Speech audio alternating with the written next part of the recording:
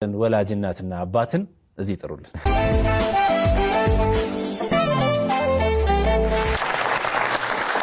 ያው መተዋል እንግዲህ እንኳን ደህና መጣችሁ።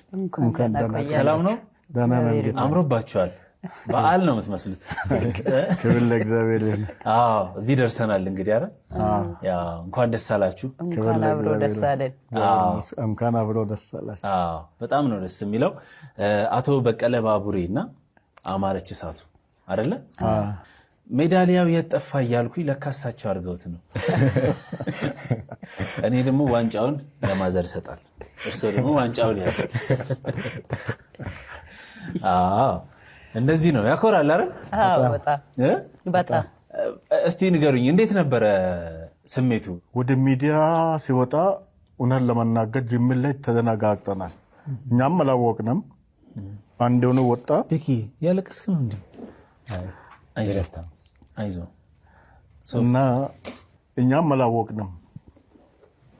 እሱ ለስራ ጉዳይ አዲስ አበባ ከትምህርት ቤቱ ከኮሌጁ አልፎ ቀጥታ ነው ወደዚህ የተሻገረው።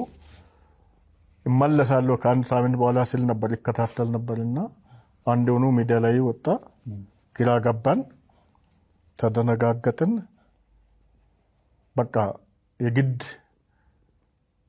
እሷም በሷ በኩል ታሚት ነበር ማለት እችላለሁ። እኔም በራሴ በኩል አልተነጋገርንም። በዚህ ሁሉ መሀል ነገሮች ቀስ በቀስ በቃ እንትን እያሉ ሚዲያው ወጣ። በእናንተም በሌላም የሚሆነው ነገር በቃ የተደበላለቀ ስሜት ፈጠረብን። አንዳንዴ ደስ ይለናል፣ አንዳንዴ እናዝናለን። ፍርሃት ምን እያልን ነበርና እግዚአብሔር በዛ መካከል ብዙ ኢትዮጵያውያንን በአገር ውስጥ አሉ፣ በውጭ ያሉ ኤርትራውያንን ከተለያየ ሁኔታ በሰው ልብ ይህንን ልጅ አስገብቶ ሁሉ እንትን ስል ደግሞ እጅግ ተደነቅን።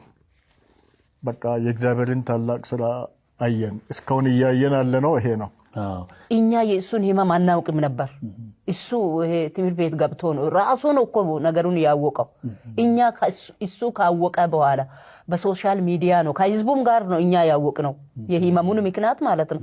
ከዛ ልክ እሱም እንደገለጸ ከሰይጣን ነው ከምን ነው ለኛም ግራ የተጋባን ነገር ነው አናውቅም ነበርና ይሄንን ነገር እኔ በተለይ እንደ እናት በቃ ከሰይጣን እንደመጣ አይነት ነገር ነበር የሚቆጥር የነበረው። በቃ ነገሮቹ እንደዛ በቃ የእያንዳንዷን ደቂቃ ነገር በእኔም ላይ ሲፈጸም በእርግዝናዬ በእኔም ላይ ሲሆን የነበረው ነገር ከዛ ከተወለደም በኋላ ሲሆን የነበረው ነገር ያ እንግዲህ ከሰይጣን እንደመጣ አይነት ነው በቃ እኔ ይቆጥር የነበረውና ይሄንን ነገር በቃ ለሰው መናገሩ ምን ፋይዳ አለው? ለሐኪሞች ብዙ ጊዜ በቃ በሕክምና ላይ ነው ያሳለፍነውና በቃ ሐኪሞቹም ግራ የተጋቡበት እኛም ግራ የተጋባንበት ስለሆነ ለሰው መናገሩ እንግዲህ ምን ይጠቅማል ነው እንግዲህ መናገሩ የራሱ እኔ አልመጣልኝም።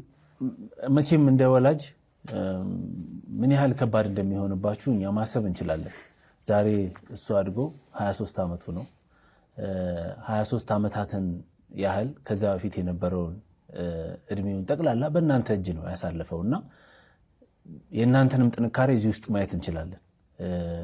ጠንክራችሁ እኔ ያለውለት ለልጄ ብላችሁ እሱም ከሰው እንዳያንስ ብዙ ያደረጋችሁት ነገር እንዳለ እናውቃለንና እንደው በጣም ስሜቴን የነካው ጊዜ በጣም ስሜቴን የጎዳው ጊዜ ብላችሁ የምታነሱት በጭንቅላታችሁ ውስጥ የነበረ ትዝታ አለ?